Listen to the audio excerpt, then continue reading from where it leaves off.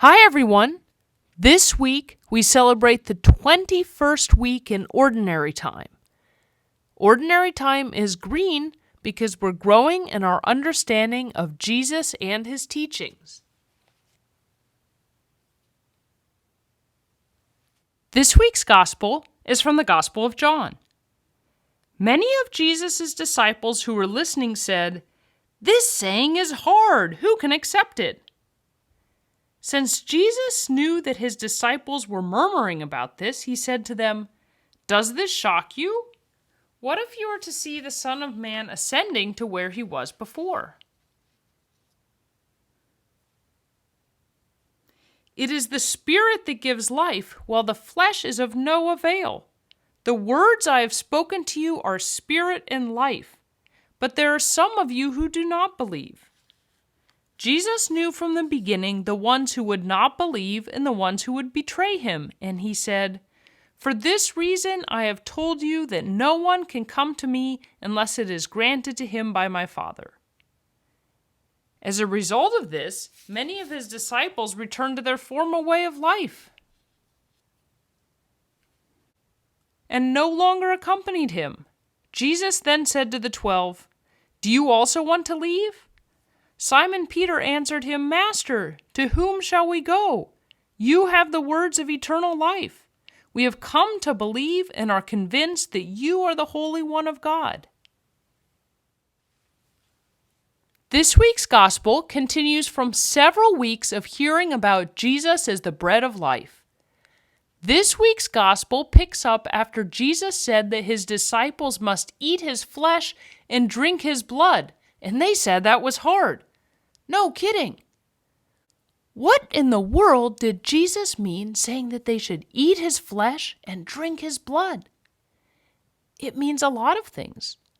One is that he came to give himself for the world, and that we should want to take Jesus into ourselves and have him turn us into him. Drink up who he is and make it who we are. And that is hard to do. Why is it hard? It's hard because Jesus put others first, giving up his own rest time to heal others, even giving up his life. If we're supposed to turn into that, it's difficult to do. Would you be able to put others first all the time? The people listening to Jesus seemed shocked, so he asked them if they would be surprised to see him ascend or go up to heaven. He explains that he gives us spirit and life. That spirit is what will allow him to go up to heaven, which seems unbelievable. But equally unbelievable is that we can become like Jesus. Do you believe you can become like Jesus?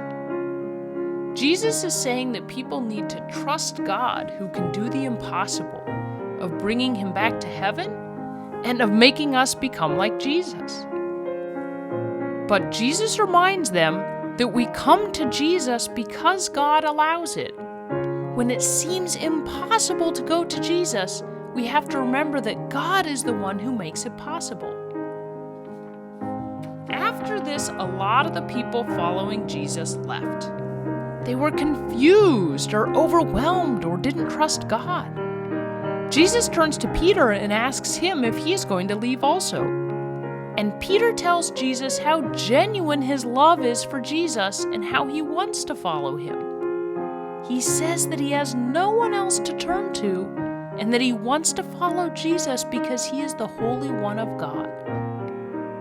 Imagine yourself saying that to Jesus right now, that you have no one else you'd want to follow and that you believe that Jesus is the Holy One of God. Even if the crowd around you leaves Jesus, you wouldn't want to. Can you say that to Jesus with all of your heart?